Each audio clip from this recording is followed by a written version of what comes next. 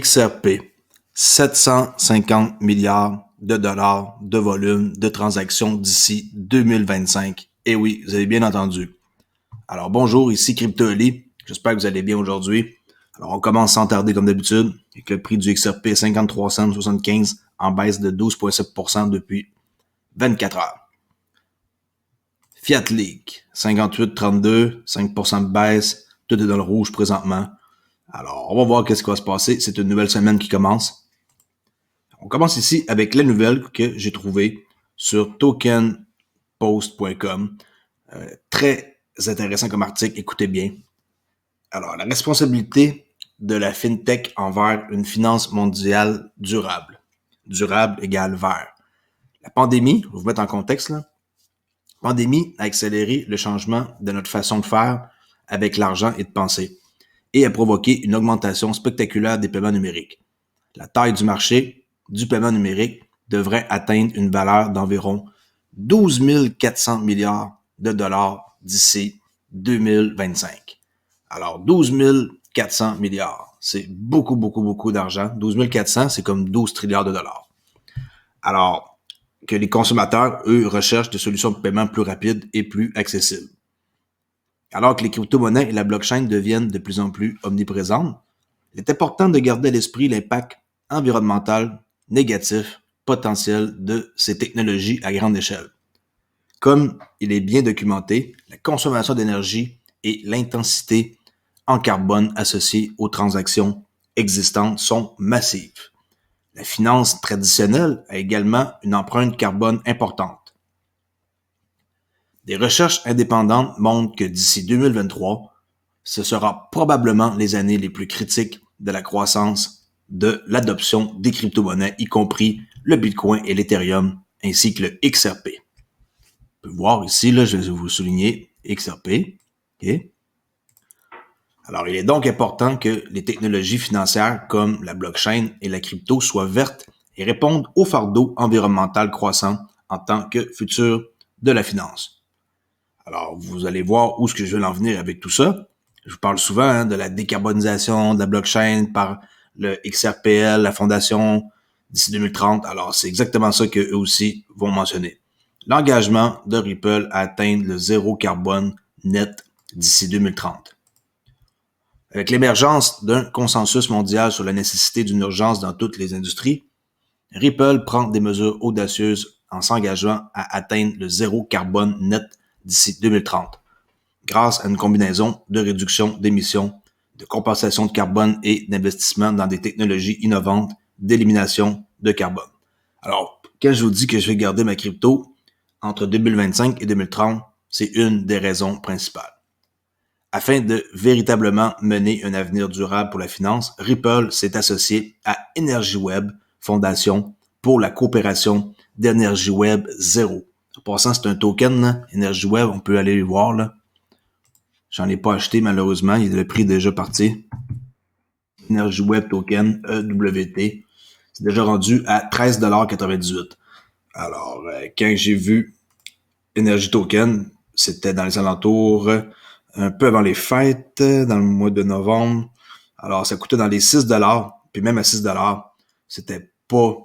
je trouvais ça pas intéressant. Je trouvais ça encore trop cher, malgré qu'il y avait eu un beau pullback de 12 à 6 $. Là, j'aurais dû en acheter ici. Trop tard pour moi, malheureusement.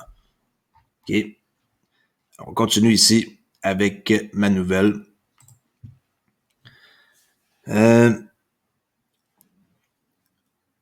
OK. Alors, je venais de dire que Ripple s'était associé avec EnergyWeb et que toute cette nouvelle-là, outil qui est open source en passant, va permettre à toutes les blockchains de se décarboner grâce à l'achat d'énergie renouvelable sur les marchés locaux. C'est hot, ça, là. L'achat d'énergie renouvelable sur les marchés locaux à l'échelle mondiale. Le grand livre XRP que Ripple exploite pour sa conception intrinsèquement verte utilise déjà, EnergyWeb 0 pour acheter de l'énergie propre. Alors, ils utilisent EnergyWeb, ils achètent de l'énergie propre, ce qui fait la première grande blockchain neutre en carbone. Le XRP devant atteindre 750 milliards. Il est là mon chiffre là, pour ma nouvelle. Là. 750 milliards de dollars de volume de transactions d'ici 2025. Et cet engagement à atteindre le zéro carbone net en dit long sur les économies d'énergie. L'adoption généralisée de pratiques vertes dans le domaine de la finance mondiale ne se fera pas du jour au lendemain, mais l'impératif que chaque chef de file de l'industrie prenne maintenant la responsabilité de réduire la consommation d'énergie. Peut-être un non-article, mais je suis sûr et certain que vous avez appris quelque chose. Et on saute immédiatement à la prochaine nouvelle avec qui? Notre bien-aimé Jed Metcaleb, qui vient de vendre encore 22 millions de dollars de XRP, ce qui équivaut à 38 millions de XRP. Okay? Alors, 22 millions de dollars équivaut à 38 millions de pièces XRP le jour de la Saint-Valentin. Alors, au cours de la dernière semaine, l'ancien dirigeant de Ripple, Jed Metcaleb, aurait vendu des millions de jetons XRP et chaque vente a été surveillée par le public. Tout le monde le traque, là. Alors, dimanche, Metcaleb a jeté 38 millions de XRP supplémentaires d'une valeur de 22 millions de dollars après avoir vendu 95 millions de XRP la semaine dernière d'une valeur de 56. Alors, il est en feu, ce Jed. Le dimanche 14 février, Saint-Valentin, autrement connu sous le nom de Saint-Valentin Metcaleb, il a vendu encore plus d'XRP. Le site web appelé XRP Scan, qu'on va aller voir à l'instant, montre que le portefeuille TacoStan, qui lui appartient, de l'ancien dirigeant de Ripple, s'est vendu à 38 millions d'XRP pour une valeur de 22 millions de dollars. Là, on voit ici un gars sur Twitter qui nous montre là, que Metcaleb, qu'est-ce qu'il a fait? Alors, Jed vendra 38 millions de XRP par jour, par semaine, excusez-moi. Cela représente 268 millions d'XRP ou 166 millions de dollars au prix actuel en une semaine. Ça fait un beau chèque de paye, ça, 166 millions. Hein? À ce rythme, c'est 2,8 milliards de XRP seraient épuisés d'ici mai s'il continue à cette fréquence-là, mais on sait qu'il ne fait pas ça chaque jour. Là. Alors, à la moitié de ce taux, 19 millions par jour, il manquerait à la mi-juillet. 10 millions par jour d'ici la fin de l'année. C'est juste pour vous montrer que si il liquide 10 millions par jour, d'ici la fin de l'année, il n'y en a plus. 19 millions par jour, tu sais, là, à la mi-juillet, il en manquerait. OK, c'est à suivre. On va aller voir son portefeuille avec la transaction. OK. Son compte, user TacoStan. Ici, son adresse RE, blablabla, OK. Activé par Ripple le 10 janvier 2013 avec une initiale balance de 200 XRP, c'est une farce, là. Et on voit sa balance qui est de 403 millions d'XRP ici. Et la transaction d'aujourd'hui, qui est TacoStan le 14 février, le jour de Saint-Valentin, 38 345 406 XRP. Et la veille, le 13, il avait aussi vendu, qui est out, là. In, out, 19 millions. Après ça, 19 millions ici, 19 millions, 19 millions. Fait que la semaine passée, elle était assez intense, là. Bravo, hein. C'est lui qui a créé le code du XRP Ledger. Alors, je pense que il a le droit d'avoir des XRP, même si je trouve que c'est un montant astronomique. On continue avec Cardano, hein, parce qu'ils viennent de franchir une nouvelle étape avec leur fourche, là, fork, qu'on appelle en anglais Mary. Hein? L'une des plus grandes pièces de monnaie par capitalisation boursière a franchi la prochaine étape de sa transition de Shelly à Gonen. L'étape impliquait l'une des deux fourches dures nécessaires. Le hard fork, nommé Mary, a eu lieu le 3 février à 20h et a finalement apporté le support natif des actifs à Cardano.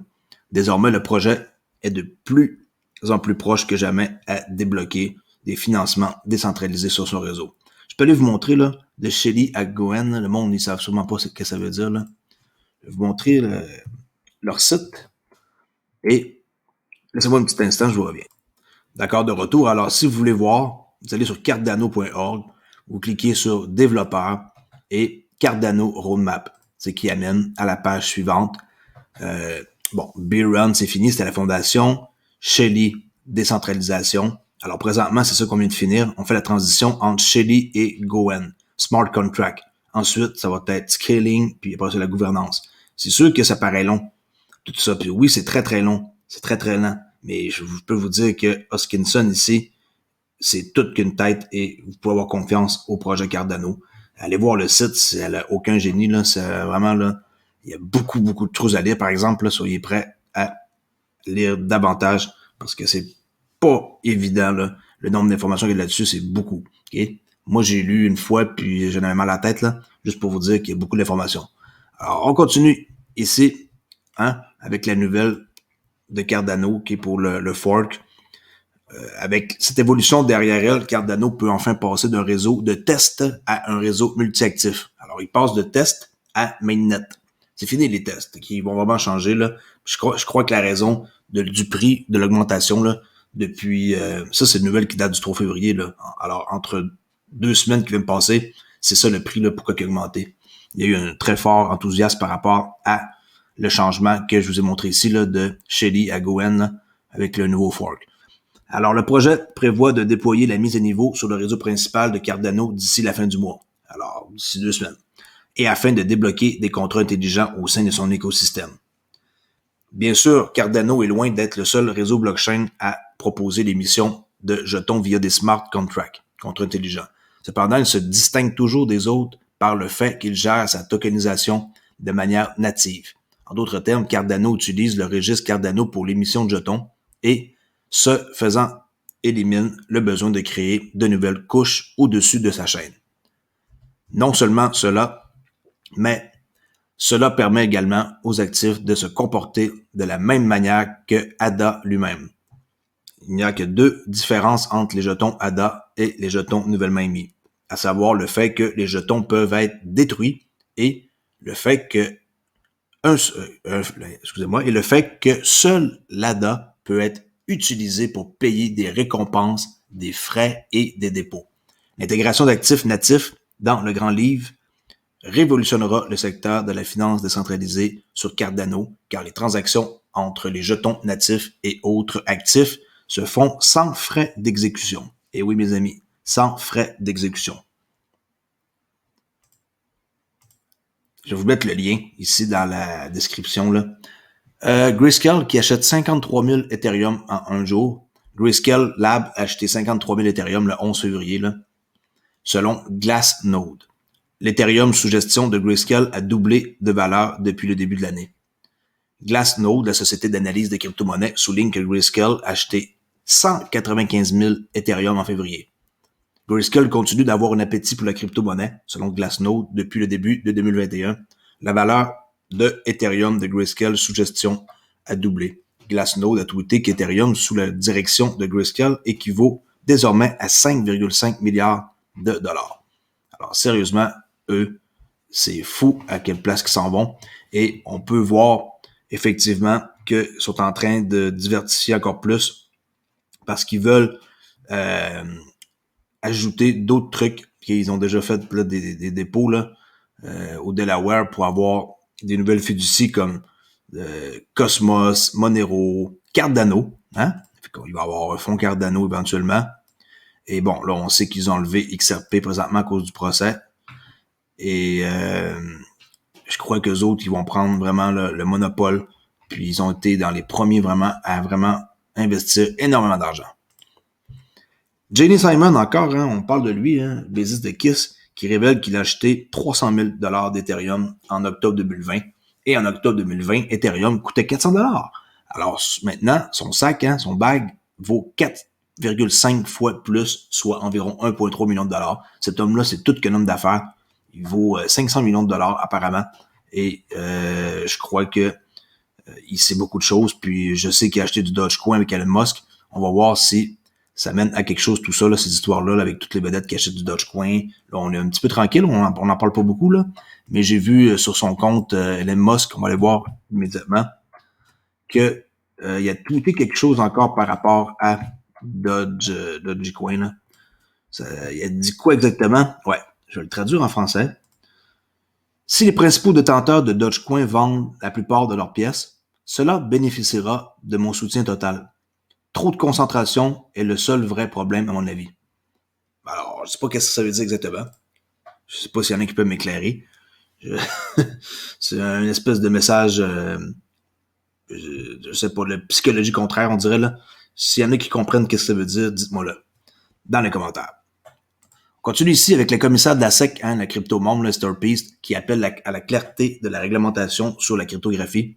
Esther Peace, crypto-friendly de la SEC, appelle à plus de clarté à la suite de l'annonce de BNY Mellon, la banque de New York Mellon. L'industrie de la cryptographie ne pouvait pas être plus d'accord.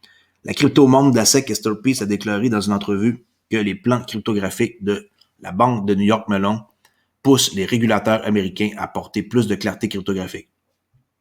Les leaders de l'industrie de la cryptographie sont d'accord, affirmant qu'une plus grande clarté encouragera également une plus grande utilisation des actifs numériques.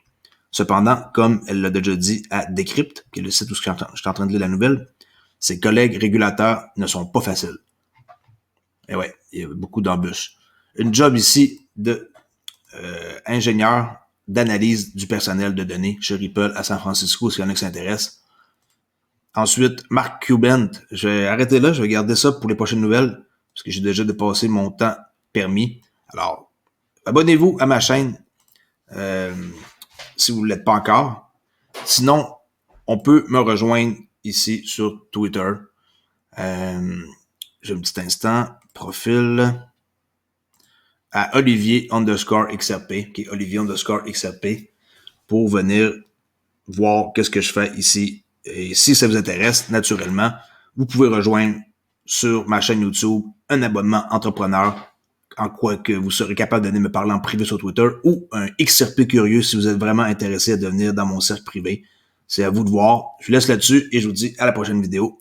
Et sans oublier, je remercie mes membres Denis Havel, Mr. Biggie, Nicolas Gauthier, Valentin, Régnier et Manuel Henry pour faire partie de ma gang. Merci, au revoir.